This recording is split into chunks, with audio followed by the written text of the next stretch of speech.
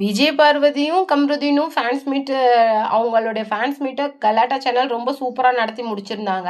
அவங்களுக்கு இவ்ளோ ரெஸ்பான்ஸ் அப்புறம் லவ் அண்ட் சப்போர்ட் கிடைக்கும் அப்படின்னு சொல்லிட்டு கிட்டத்தட்ட அவங்களே எதிர்பார்த்திருக்க மாட்டாங்க. அந்த அளவுக்கு பார்வதியோட ஃபேன்ஸ் மீட்லாம் ரொம்பவும் சூப்பர்பா நடந்து முடிஞ்சுச்சு. ஆனா, அதுல வந்து பார்வதியோட அம்மா பேசின ஒரு சில வார்த்தைகள் தான் யாருக்குமே கொஞ்சம் கஷ்டமா இருந்தது. ஏன்னா, அவங்க பொண்ணு பண்ணத தப்புன்னு இன்னும் அவங்களே நினைக்கல. அவங்க பொண்ணு ஜான்சி ராணி அப்படி இப்படின்னு நினைக்கிறதெல்லாம் ஓகே. பட் உங்க பொண்ணு ஒரு தப்பு பண்ணியிருக்கான்னா, அத தப்புன்னு தயவு செய்து சொல்லுங்க. அது தப்புன்னு சொன்னீங்கன்னா தான் நாளைக்கு அந்த குழந்தை அத திருத்திக்கிறதுக்கு ஒரு லைஃப்ல ஒரு சான்ஸ் கிடைச்சாலும், மறுபடியும் அந்த தப்ப பண்ண மாட்டாங்க.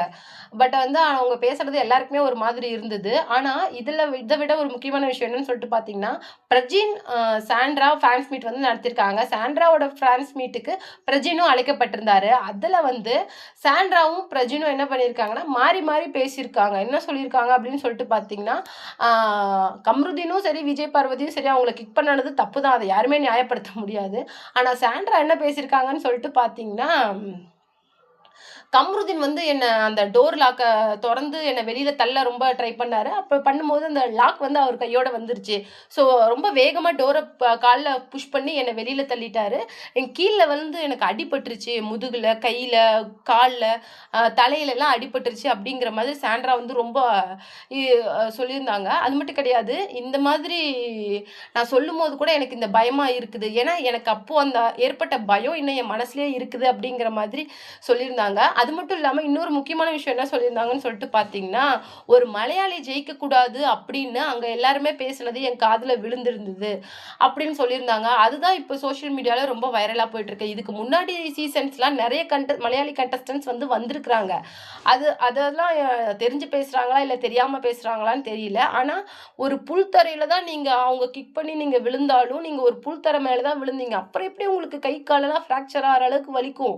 என்ன பேசுறீங்க? உங்களுக்கு பேனிக் அட்டாக் வரலாம், ஃபிட்ஸ் வரலாம். இது எல்லாமே ஓகே தான். ஆனா, நீங்க ரொம்ப நேரம் அந்த காருக்குள்ள இருந்ததுனால, நீங்க டீஹைட்ரேட் ஆயி கூட நீங்க மயக்கம் போட்டு விழறதுக்கு நெறைய சான்சஸ் இருக்கு. ஆனா, அந்த விஷயத்துக்கு அப்புறமேலு நீங்க ரொம்ப மெச்சூர்டா பிஹேவ் பண்ணியிருந்தீங்களா, கண்டிப்பா டைட்டில் வின்னரா நீங்க தான் ஆயிருப்பீங்க. உங்களுக்கு வந்து சேனல் குடுக்குற சப்போர்ட்டும், விஜேஎஸ் குடுக்குற சப்போர்ட்டும், அது இல்லாம உங்களோட ஆட்டிட்யூட் 50% நல்லா இருந்திருந்தாலே, நீங்க கண்டிப்பா டைட்டில் வின்னர் ஆயிருப்பீங்க. ஆனா, அதுக்கப்புறமேலு நீங்க பண்ணுன அந்த ஆக்டிங் தான் ஓவர் டூ அப்படிங்கிற ஒரு வார்த்தைக்கு இடம் குடுத்திருக்குது. அதாவது அதுக்கப்புறமேலு நீங்க விக்கர்ஸ், அப்புறம் சபரி எல்லாத்துக்கிட்டயுமே உட்காந்து சிரிச்சு பேசி ஜோக் சொல்லிட்டு இருக்கிறீங்க. அப்போ உங்களுக்கு வராத பேனிக் அட்டாக், கம்ருதீன கிச்சன்ல பார்த்தோனே எதுக்கு கத்த ஆரம்பிச்சீங்க? இதெல்லாம் பார்த்து தான் ஓவர் டூ அப்படின்னு சொல்றாங்க. அது மட்டும் கிடையாது. நெறைய கண்டஸ்டன்ட்ஸ் வந்து இதுக்கு முன்னாடி பிக் பாஸ் சீசன்ல மலையாளி கண்டஸ்டன்ட்ஸ் இருந்திருக்காங்க. அவங்க இல்லன்னு சொல்ல முடியாது. ஒரு மலையாளி ஜெயிக்கக்கூடாது அப்படின்னு நினைக்கிறாங்க அப்படிங்கிற வார்த்தையெல்லாம் ரொம்ப ஓவர். அது மட்டும் இல்லாம அவங்க கிட்ட கேட்ட இன்னொரு முக்கியமான கொஸ்டின் அப்படின்னா, நான் வந்து திவ்யா பிரஜின் கிட்ட பேசுறத பார்த்து பொசசிவ் ஆகுறேன் அப்படிங்கிற மாதிரி ரம்யாவும், வியானாவும் சொல்லியிருந்தாங்க. ஆனா நான் ரம்யா கிட்டயும், வியானா கிட்டயும் என்ன சொல்லியிருந்தேன் அப்படின்னு சொன்னீங்கன்னா, பாத்ரூம்ல நான் சொன்னது வந்து நான் வந்து ஒரு அலோன் தனியா இருக்கிற மாரி ஃபீல் ஆகுது அப்படிங்கிற மாரி தான் சொன்னேன். ஆனா அது வேற மாதிரி கன்வே ஆயிடுச்சு. இது எல்லாமே ஒரு மிஸ்கம்யூனிகேஷனால நடந்தது. இது அங்க போய், இங்க போய் கடைசியில நான் வந்து திவ்யாவையும், பிரஜினியும் சந்தேகப்படுறேன் அப்படிங்கிற மாதிரி ஒரு தப்பான டாக்ல வந்துருச்சு. நாங்க 3 பேருமே ஃபர்ஸ்ட் ஆஃப் ஆல் ஃப்ரெண்ட்ஸ். இந்த மாரி பண்ணனதுனால இப்ப திவ்யா எங்க கூட பேசுறதே கிடையாது. முன்ன மாரி திவ்யா கிடையாது. லாஸ்ட்டா பிரஜின் வந்தபோது கூட பிரஜின் கிட்ட அவ அதிகமா மூஞ்ச குடுத்து பேசல. எங்களுக்கு ரொம்ப கஷ்டமா இருக்கு. யாரோ பண்ணுன தப்பு, யாரோட மிஸ்கம்யூனிகேஷனாலயும் எங்களுடைய அந்த ஃப்ரெண்ட்ஷிப் கெட்டு போனது எங்களுக்கு ரொம்ப கஷ்டமா இருக்கு அப்படின்னு சொல்லிட்டு சொல்லியிருந்தாங்க. அது மட்டும் கிடையாது. சாண்ட்ரா வந்து முன்ன சொன்ன அந்த அங்க பிக் பாஸ்ல அவங்க ஒரு கன்ஃபெஷன் மாரி குடுத்திருந்தாங்க. இந்த மாரி நாங்க விஜய் பார்வதியும், கம்ருதீனையும் மன்னிச்சிருக்கணும். இது என்னுடைய தப்பு தான் அப்படிங்கிற மாரி சொல்லியிருப்பாங்க.